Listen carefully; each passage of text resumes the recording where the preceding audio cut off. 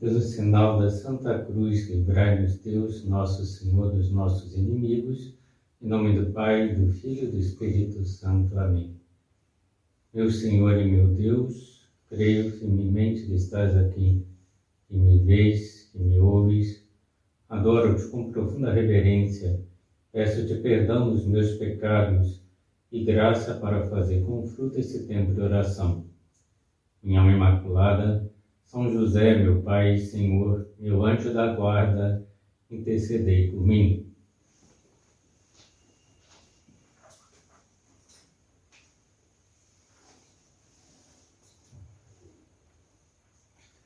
O coração é o centro íntimo da pessoa, de onde brotam os sentimentos mais profundos. O próprio Jesus Cristo ensinou que de um bom coração brotam atitudes e palavras boas. De um coração mau saem atitudes e palavras más. E como é o coração de nosso Senhor Jesus Cristo?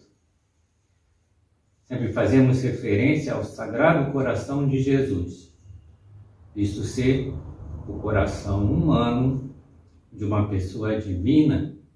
Esse coração está repleto da graça e é fonte de graça para nós. Dele nós recebemos graça sobre graça. Outra característica marcante do coração de Cristo, cada vez mais valorizada na Igreja, é a de ser um coração misericordioso. Como sabemos, os últimos papas têm realçado muito a misericórdia do Senhor. Entre eles se destacam especialmente São João Paulo II e o Papa Francisco. Santa Faustina Kowalska também teve uma grande participação nessa valorização da misericórdia divina. Significativo também é o fato de que na consagração do Opus Dei ao Sagrado Coração de Jesus, São José Maria tem colocado no texto dessa consagração 3 vezes a jaculatória. Cor Jesus Sacratissimum et Misericors Dona Nobis Patrim. Ou seja, coração sacratíssimo e misericordioso de Jesus, dai-nos a paz. O Papa Francisco, na bula Misericordiae Vultus, com a qual proclamou o ano da misericórdia na Igreja, escreveu sobre Jesus Cristo. A sua pessoa não é senão amor, um amor que se dá gratuitamente.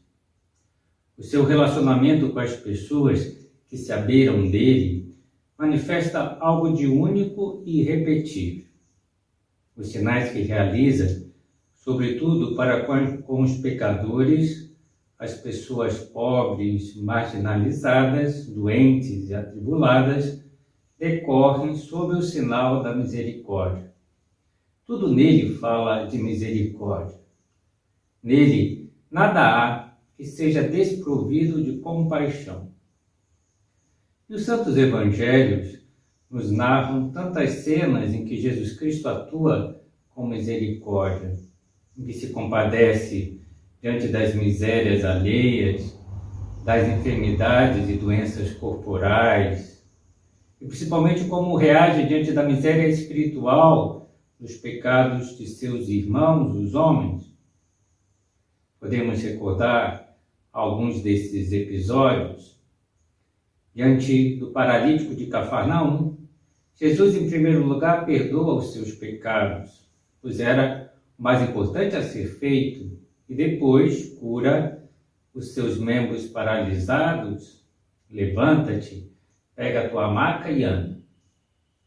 Diante da mulher adúltera, pega em flagrante adultério, enquanto os demais queriam apedrejá-la, Jesus é clemente.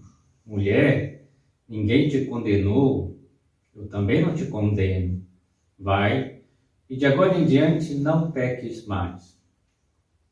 Chora junto com Maria, irmã de Lázaro, pela morte do seu amigo, mas principalmente pela dor de Maria.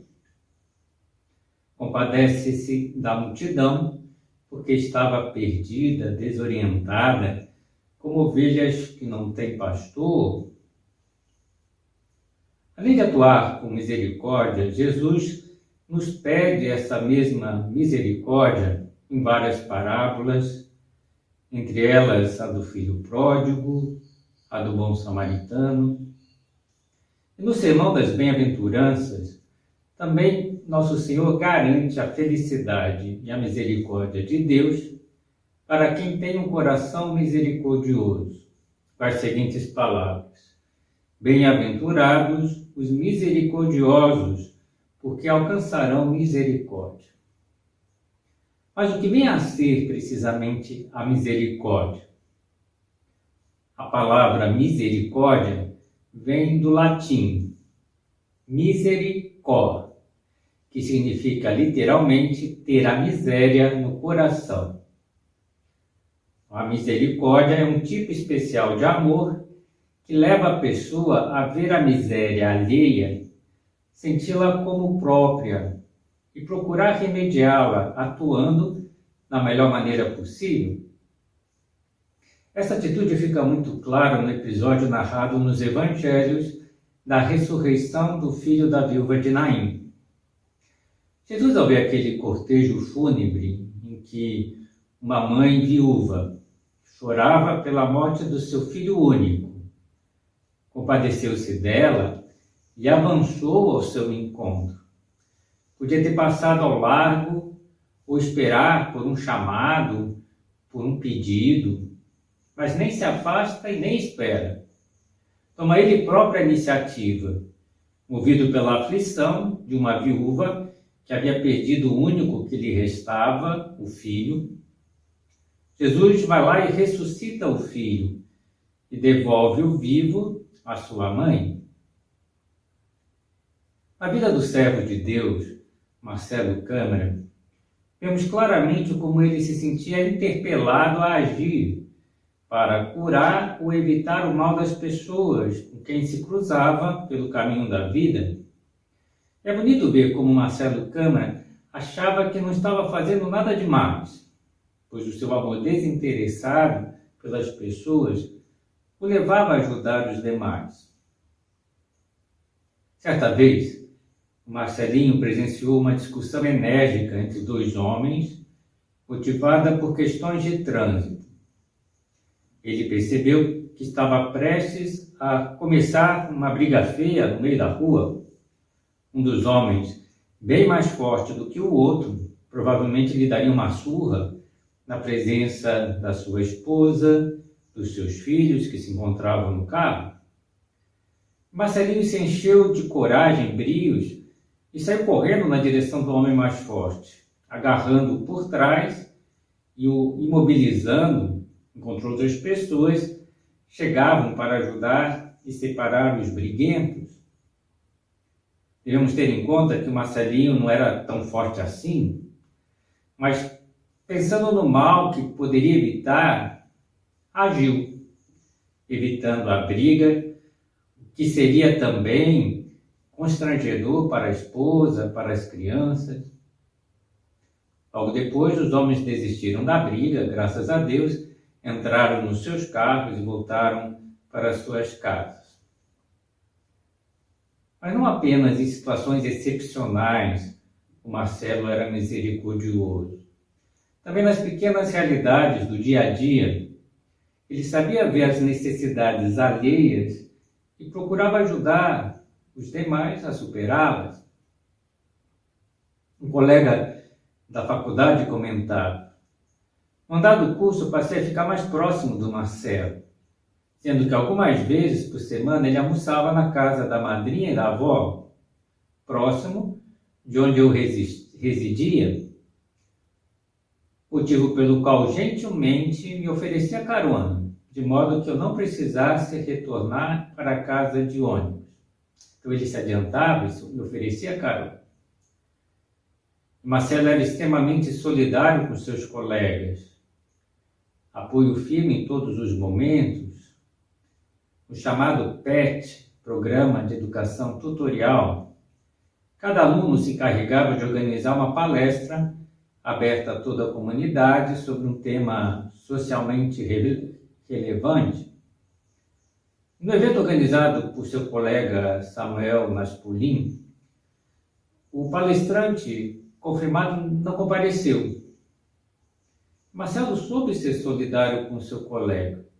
Samuel é quem nos relata. Percebeu o meu constrangimento. Esteve comigo quando anunciamos que o evento não seria realizado e me ajudou a desmontar toda a estrutura da palestra. Impressiona também ver como Marcelo Câmara viveu muitas obras de misericórdia, alguma com os enfermos, até mesmo com os cativos. Mesmo quando já estava enfermo, não deixou de realizar obras de misericórdia, mas ao contrário, soube aproveitar a sua estada no hospital para visitar os outros doentes. Uma enfermeira deu o seguinte depoimento sobre o Marcelo. Chegou uma fase em que ele já estava com dificuldade de andar e começou a se movimentar com andador. Isso não o impediu de passar nos outros quartos, com a nossa ajuda, e ele levava palavras de aconchego, de conforto e de fé para todos. Era impressionante porque ele estava lá no hospital e na situação dele, e via aquilo como uma oportunidade de estar ajudando as outras pessoas. Alguém podia estar lá simplesmente num pós-operatório, ou em situações mais simples que a da dele, e ele sempre dizia, eu quero ir lá, você me ajuda? A mesma enfermeira narra um caso ainda mais significativo. São palavras da enfermeira. A gente tinha uma paciente que estava no mesmo corredor que ele. Na época, ela ganhou o concurso de Garota Verão de Florianópolis e sofreu um grave acidente de carro que a deixou tetraplégica. Marcelo fazia questão de passar lá e animá-la. Tenho poucas lembranças porque faz muito tempo. Eu não sei como ele conseguiu convencê-la. Ela estava extremamente arrasada, não queria mais continuar a viver. E a gente ia no quarto. Ele incentivava. Eu sei que essa menina se ergueu. Saiu numa cadeira de roda com as limitações dela, mas sorrindo e feliz com tudo o que o Marcelo fazia e lhe dizia. Ela comenta, parece que ainda vejo ele, parece que ouço o Marcelinho falando. Mas o que a gente pode aprender disso? Olha o que Deus está tentando mostrar. O Marcelinho, que sonhara passar no concurso público para o Ministério Público de Santa Catarina, ele queria viver a justiça na sociedade, mas ele não se contentava em buscar apenas a justiça, queria ir mais longe, vivendo também a misericórdia. Certa vez, exercendo já o seu cargo de promotor da justiça, obteve uma justa condenação para o autor de um delito. Após a sentença da condenação, Marcelinho fez algo inusitado. Foi em busca do apenado, a fim de dar-lhe conselhos, para que dedicasse o tempo que passaria no cárcere para refletir sobre a sua vida e principalmente para que mudasse de rumo a sua vida, que buscasse a Deus. Um outro promotor de justiça, que também trabalhava no Ministério Público de Santa Catarina, ao conhecer esse episódio da vida do Marcelo Câmara, comentou: isso é algo bastante incomum no meio jurídico, pois geralmente os promotores de justiça, quando conseguem condenar alguém no tribunal do júri, sentem-se vitoriosos, como se tivesse cumprido bem a sua missão, mas desejam que o condenado fique por muitos anos preso, por haver praticado um crime doloso contra a vida.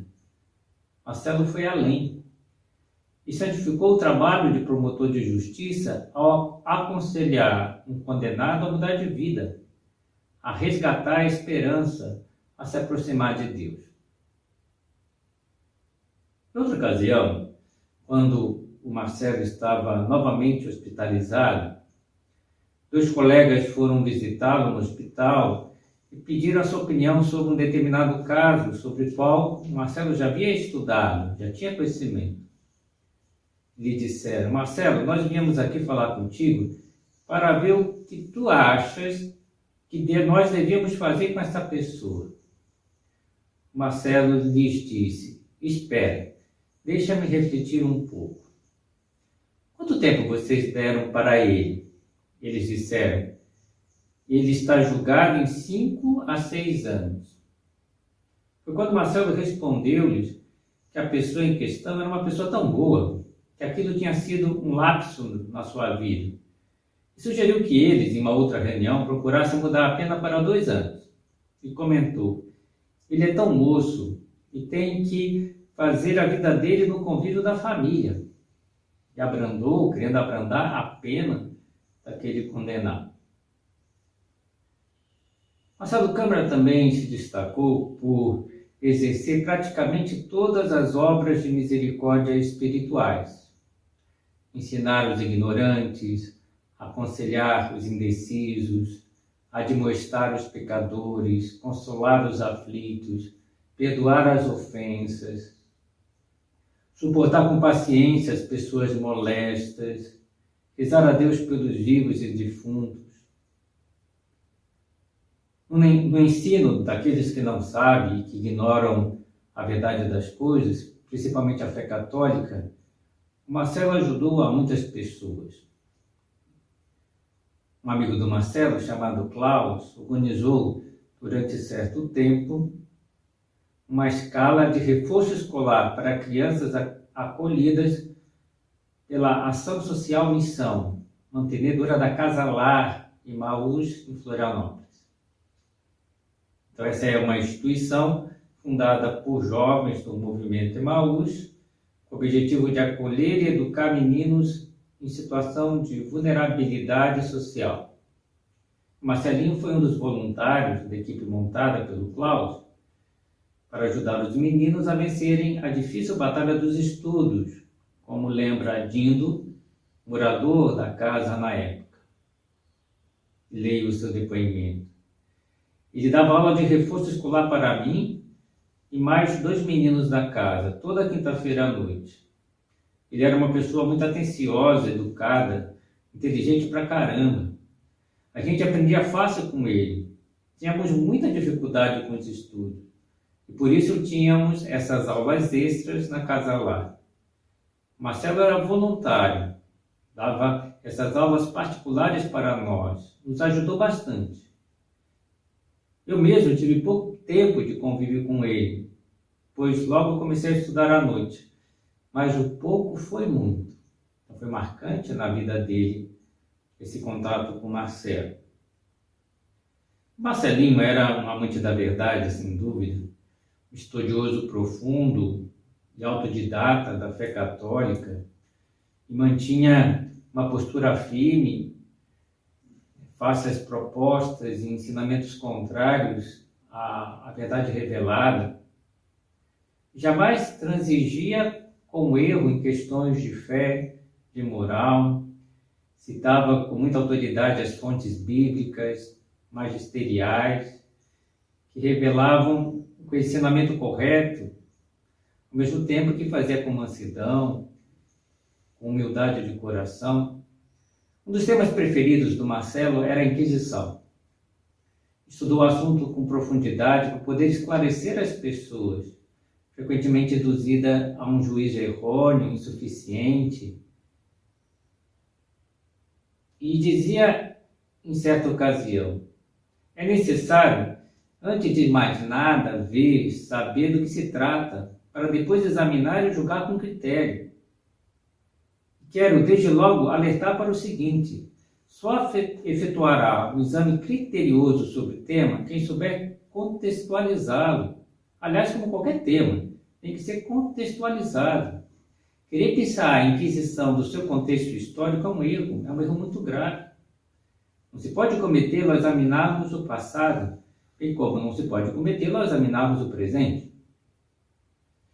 E assim que saiu catecismo da Igreja Católica, o Marcelo organizou logo uma escola da fé para o estudo do novo catecismo na sua paróquia. O testemunho da atuação do Marcelinho na escola da fé.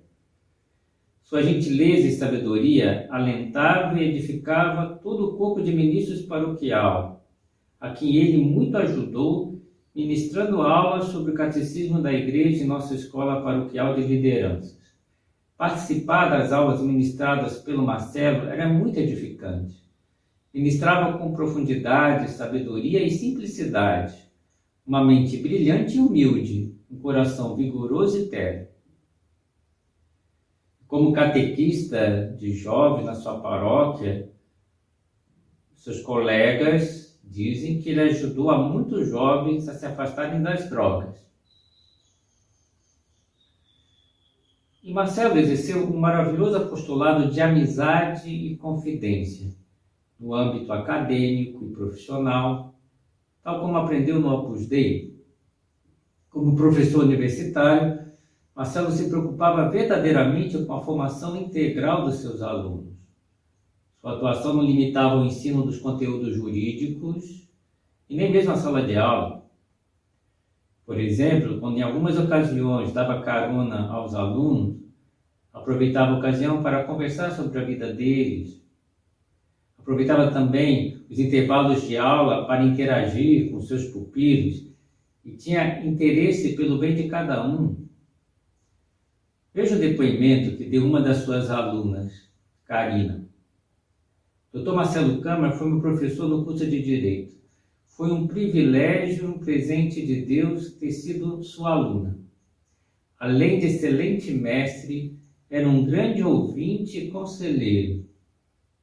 Mesmo com a sua enfermidade, nunca deixou de sorrir e de sempre levar aos nossos corações uma palavra amiga, sempre cercada de muita fé. Sua passagem tão prematura deixou a todos nós, na época, órfãos de um excelente mestre, mas principalmente órfãos de um grande amigo. Impressionante essa amizade que ele conseguia, até mesmo com os alunos. E esse apostolado de amizade e confidência cultivou principalmente quando ele conheceu o Opus Dei. E exerceu esse apostolado também no movimento de Emaús. Um dos dirigentes do movimento até mesmo questionou como, não sendo sacerdote, ele conversava e dava conselhos aos outros jovens. Marcelo teria lhe explicado que não era necessário ser sacerdote para dar bons conselhos aos amigos e que todos os cristãos podem e devem exercer este apostolado de amizade e de confidência. E tal dirigente soube, por outros jovens do movimento, que o Marcelo dava conselhos muito apropriados e práticos para que as pessoas vencessem os seus defeitos, animava-os a serem bons filhos, carinhosos e respeitosos com seus pais, indicava-lhes boas leituras, principalmente a respeito dos temas que eles deveriam melhorar, animava-os a se confessarem com regularidade, exercendo assim uma verdadeira direção espiritual com seus amigos. Um dos amigos, colega de profissão, André Guide, deu o seguinte testemunho a seu respeito.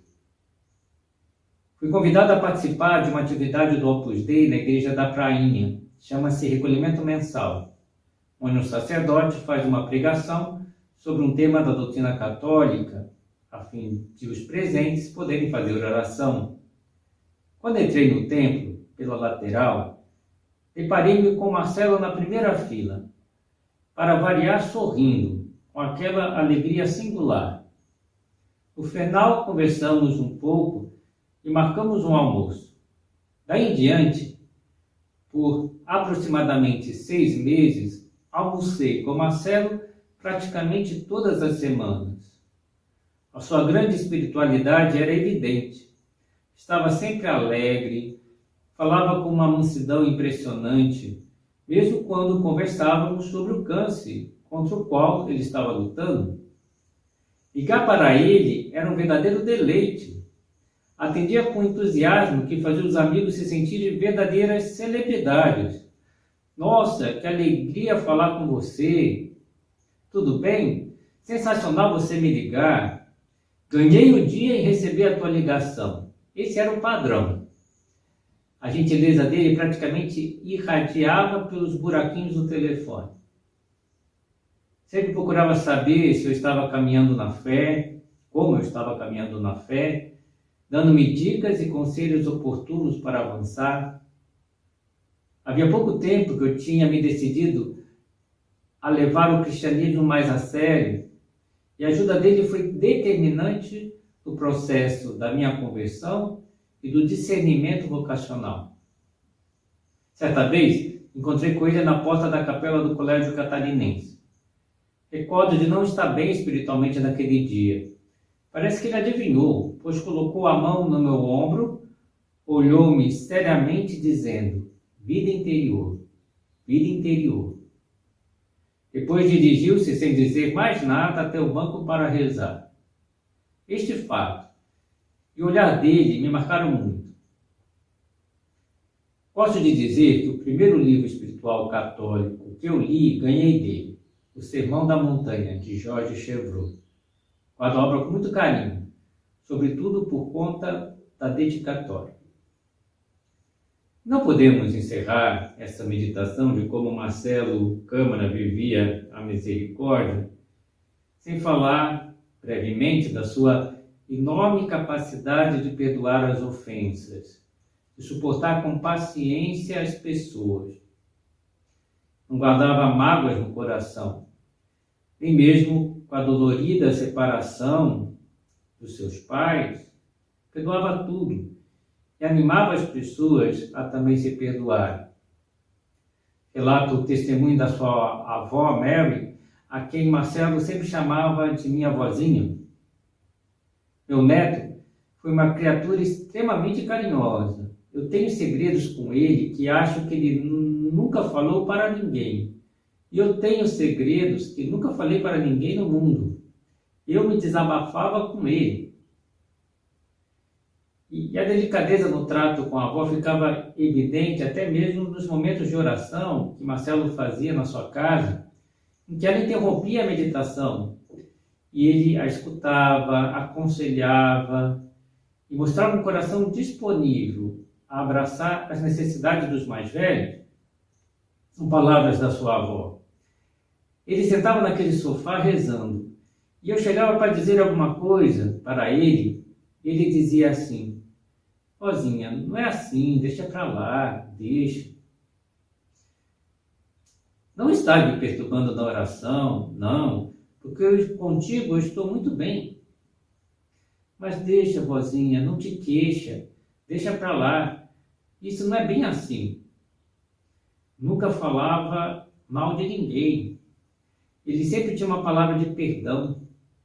Conciliava para cá, para lá, dizia, não é assim.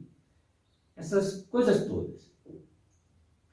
Marcelo, que vivia feliz por ser tão misericordioso, também tinha uma enorme esperança de que alcançaria a misericórdia de Deus.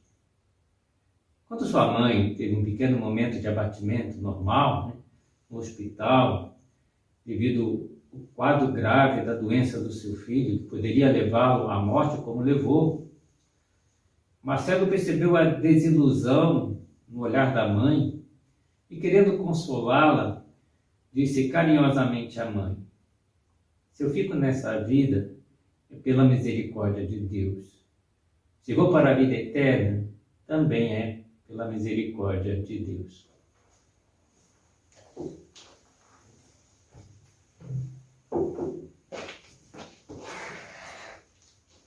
Dou-te graças, meu Deus, pelos bons propósitos, afetos e inspirações que me comunicaste nessa meditação. Peço-te ajuda para os pôr em prática. Minha Mãe Imaculada, São José, meu Pai e Senhor, meu anjo da guarda, intercedei por mim.